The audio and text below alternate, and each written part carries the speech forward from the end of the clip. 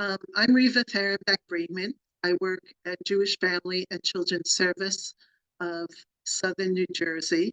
I'm a geriatric case manager and community educator. I'm in my 19th year at JFCS, and I am the creator and facilitator of LGBTQ plus Aging with Pride. And with me, I have I'm Mitch Augarten, and I'm a member of Aging with Pride. I do some of the administrative things that need to get done in order to make any organization or any group function a little bit more smoothly. I'm also a member of the planning committee, which helps, we'll get into a little bit later about what the planning committee does specifically. And I also coordinate the interest groups. I keep track of what members are interested in what so that we can have commonality amongst our participants. Thank you, Mitch. You're welcome. So lots of attention has been paid to the needs and issues of young people who identify as LGBTQ plus. You can't turn on the news, look at a newspaper weekly without seeing some story, particularly of trans youth. You know, which bathroom can they use? What medical care can they receive? What sports teams can they play on? But little attention is given to the needs of the older adults who identify as LGBTQ plus. Often their needs are the same as other older adults: isolation and loneliness, financial insecurity, declining health, caregiving, loss of their spouse or partner, a lack of community. But of course, these needs and issues are exacerbated by their sexual orientation and or their gender identity. Older LGBTQ plus adults often have few supports.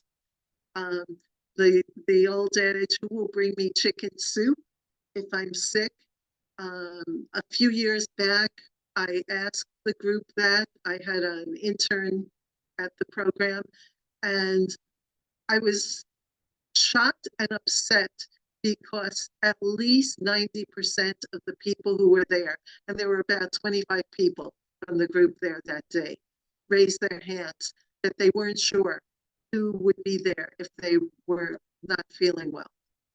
And this included people who were married and or who had partners that they were living with, but oftentimes both people have health issues, and so that's an issue.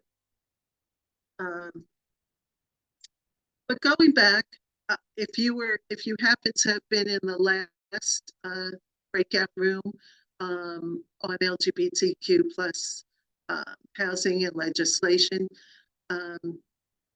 you've heard about the need for training, and in social work we call it cultural competency training. So JFCS is very good on this, and back in 2017 we had an excellent training from a trans man who works at JFCS in Philadelphia on LGBTQ plus issues. And it got me thinking. I myself am part of the older population.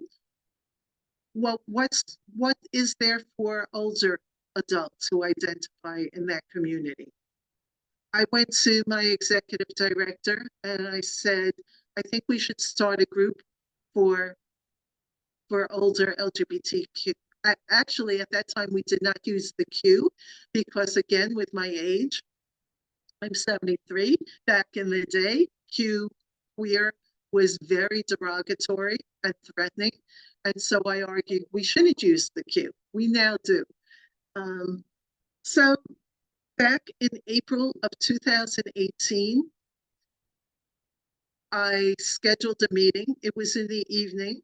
There were 6 men and 1 woman who came. We had advertised mostly in the Jewish community where we are. I personally did not know of any LGBTQ identifying adults on my caseload, but some of my colleagues had a couple of people. And so with the 6 men and 1 woman, I had wonderful desserts. And this is what they told me. Oh, we don't want to come at night. We go into bed at 8:30. It's too late. And we don't want these wonderful desserts. We're watching our weight. Well, I switched the meetings to daytime, but the desserts I think are still pretty good. And let me tell you, the group rips through them. So we called the group at that time LGBT Aging with Pride.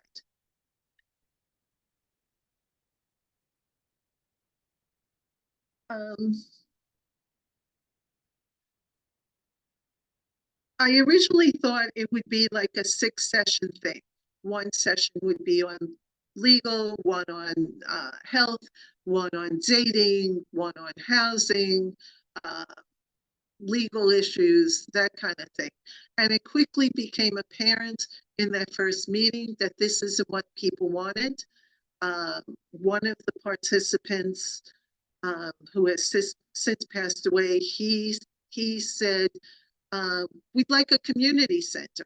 And I'm like, well, I can't give you a community center, but I can give you meetings in the community center. And so we chose partly out of just availability of space. 1 o'clock on Friday, on the 2nd Friday of the month. Our meetings go ostensibly from 1 to 2:30. I set up earlier and some people drift in, others stay late. If I'm showing a film, oftentimes it runs over. To date, we have had well over 100 people come to the group. The core is, I would say, 40 to 45. In between October and February, we had 48 undocumented individuals, and that's not an immigration term. Unduplicated, not unduplicated, individuals come to it. Mitch, do you want to? So as a participant of the group, one of the things that I became keenly aware of was that there was a lot of voices about what we should be doing and what, in terms of participating within the broader community and what kind of activities we wanted to plan. And so I thought it might be a good idea. I suggested that we actually create a mission statement for the group. And so we defined our mission to be, we provide monthly programs for adults age 50 and older who identify as LGBTQ+. We provide participants a safe environment to be their authentic selves without prejudice, fear of rejection, or judgment. And by sharing their experiences, participants can make friends and build community and participate in educational programs and discussions. We also felt it was important to embrace, as one of our mission points, to advocate for the needs of the elder LGBTQ+ community at large. So I should also say I did a lot of outreach. As the group got started, we have people who come from Philadelphia, although that is outside our catchment area. I spoke at Men's Morning Out at William Way, and we have a good contingent from Philly. We have people who come from central New Jersey and all the way down as far south as you can go in New Jersey. If anybody wants to come to our meetings, we welcome them. And I have to say, my work at JFCS has been exclusively with seniors. This group is the nicest group of people, the most kind to one another. We were talking before amongst ourselves about the mean girls that you sometimes find in senior residences. I don't find any of that at this group. People are just grateful to have a place where they can be their authentic selves and just just be and talk and, you know, joke around. We provide a variety of programming. Sometimes it's a film, sometimes it's a guest speaker.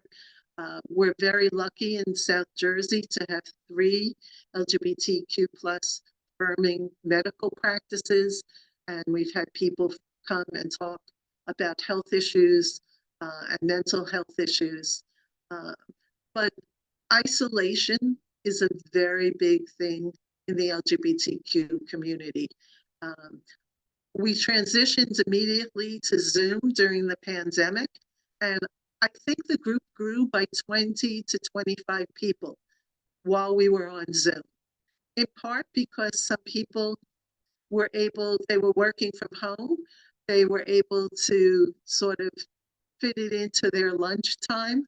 Um, some of our younger folks who are still working are working in Trenton and can't get away necessarily.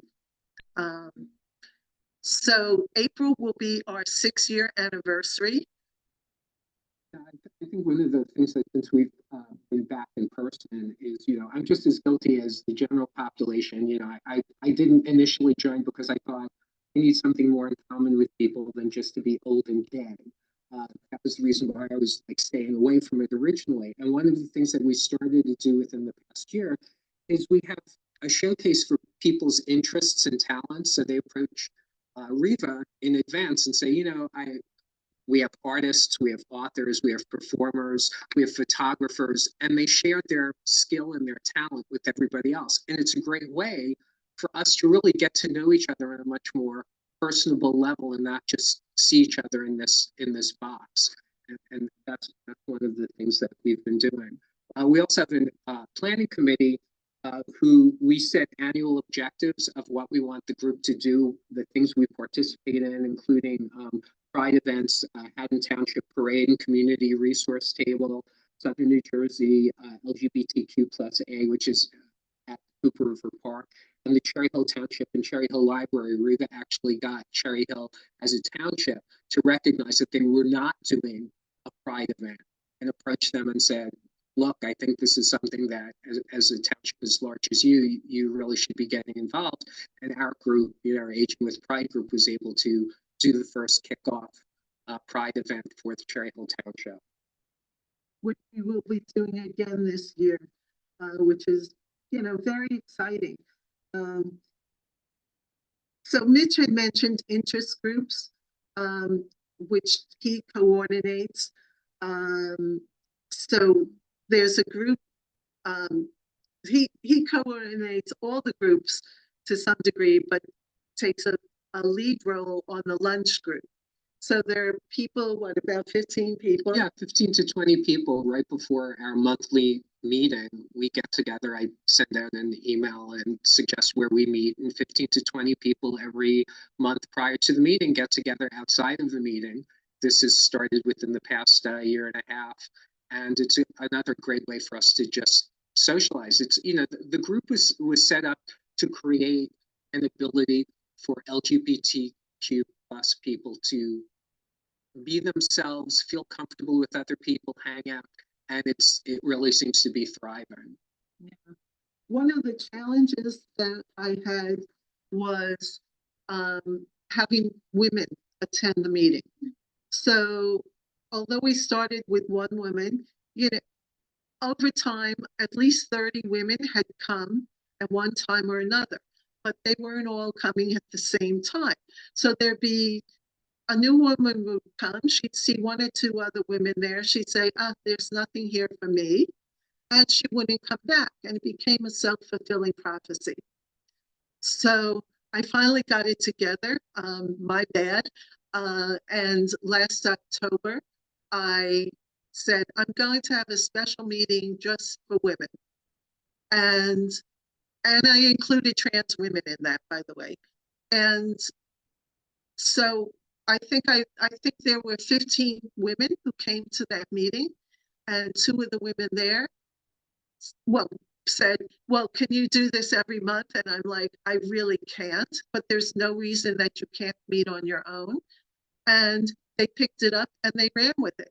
And so they are meeting now every month. And they're getting 12 to 15 women coming, and some new women too, who have then joined Aging with Pride.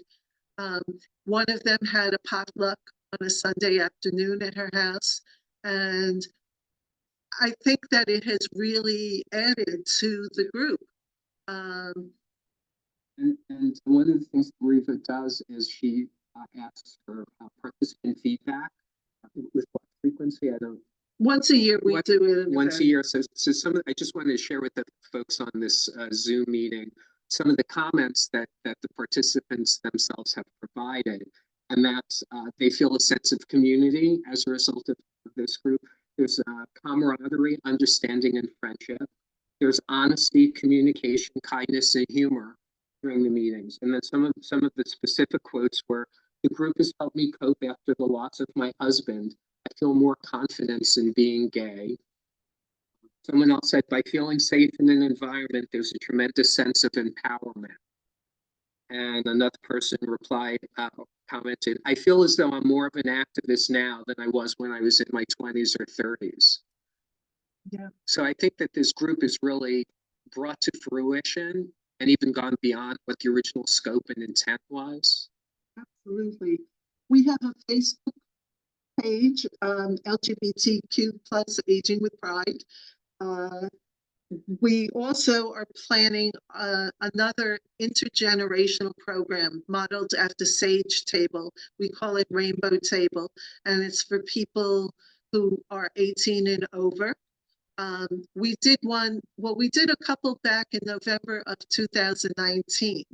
One was just with JFCS has a Project Rainbow for young people, and some of our people met with them. But then we also did a rainbow table for 18 and over.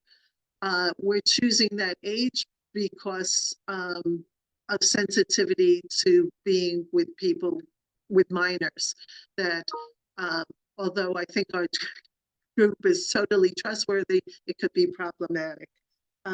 We've had articles and interviews on radio, in local newspapers, a supplement to the Jewish Voice, which is our community newspaper. And Mitch has been involved, Mitch and his husband, in a speakers bureau. I mean, they were doing speaking to senior residents before, but we've now created a speakers bureau, and they will be going out. And we were just talking about maybe doing some, doing the speakers bureau for our professional networks. There's Camden County Network Connections and Burlington County also. I think so that we have time for questions. If anybody has questions,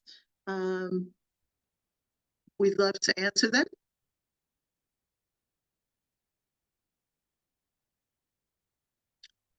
Okay, you are a small group.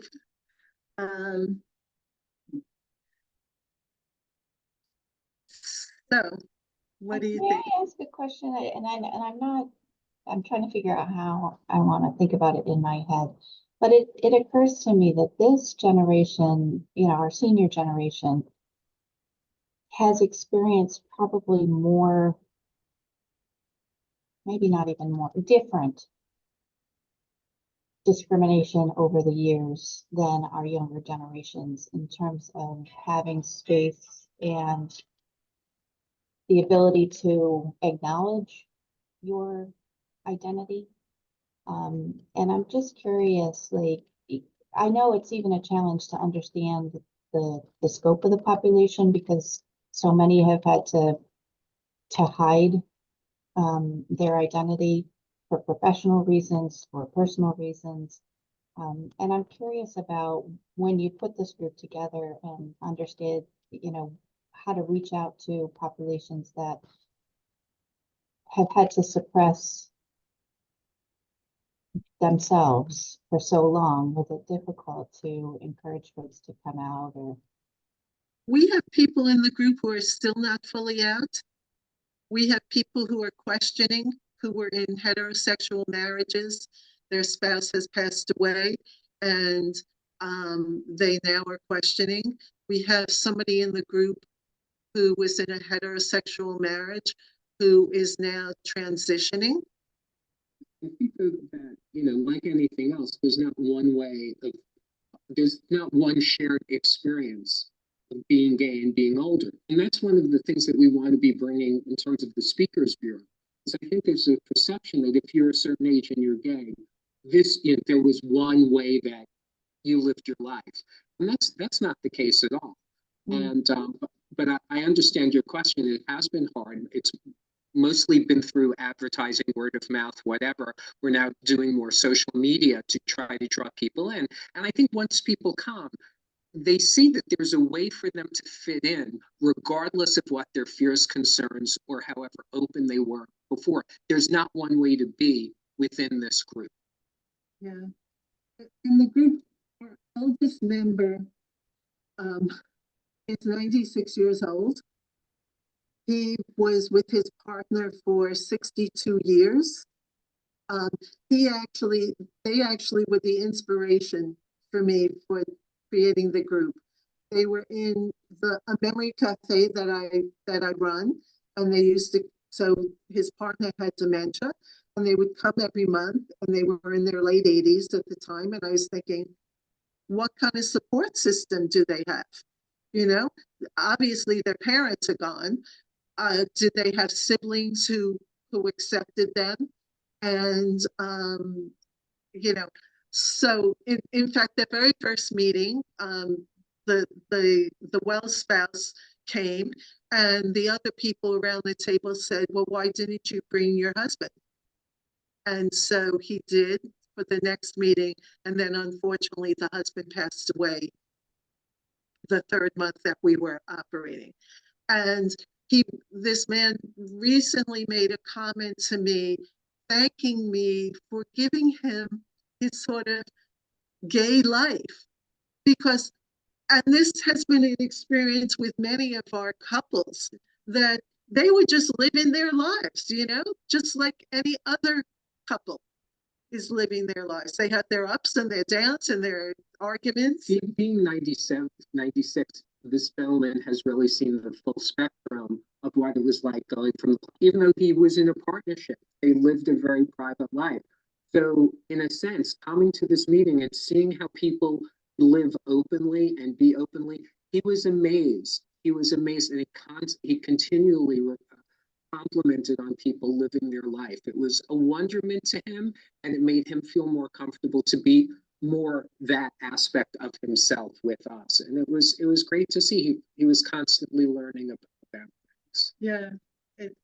I think the intergenerational work that you're doing, I think is just so wonderful because there's so much lived history that I think folks of younger generations don't necessarily appreciate or understand, and being able to have those conversations about that lived history and change. Yeah, and I think it's a difficult tightrope to walk, because we don't want to come off as preachy and, oh, you need to know this. You know, it's like, we're here to teach you the ropes. You know, it's learn your history. It's not really about that. But there is a pathway where we'd like to make it easier for the younger generation, as well as the general community, to understand who we are, what we're about, and that, you know, there's more in commonality with them than they would think. Well, you had the experience speaking to an older group, you and your husband. Yeah. And people were pretty accepting.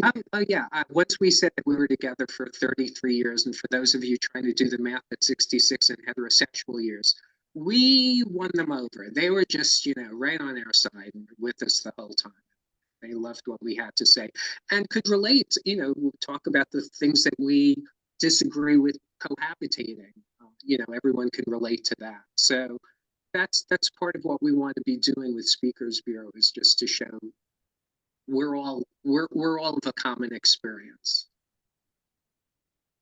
Anyway, I thank everybody for being here. I did put some links to some materials in the chat, which you can click on and save.